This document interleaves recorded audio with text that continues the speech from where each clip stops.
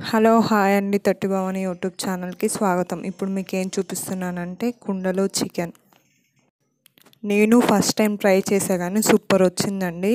దీనికి ఏమేమి కావాలంటే చికెన్ పావు కిలో, మీకు నచ్చినన్ని మిరపకాయలు స్పైసీకి తగ్గట్టు, పసుపు, ఉప్పు, చిన్న ఉల్లిగడ్డలు, అల్లం వెల్లుల్లి పేస్ట్ వేసి కలపాలి. బాగా కలిపిన తర్వాత ఒక కుండ తీసుకొని దాంట్లో చికెన్ వేయాలి. కుండలో చికెన్కి ఆయిల్ అవసరం లేదు. కొత్త కుండ తీసుకుంటే దాంట్లో వాటర్ పోసి వాటర్ హీట్ అయిన తర్వాత ఆ వాటర్ పారబోసిన తర్వాత చికెన్ వేసుకోవాలి.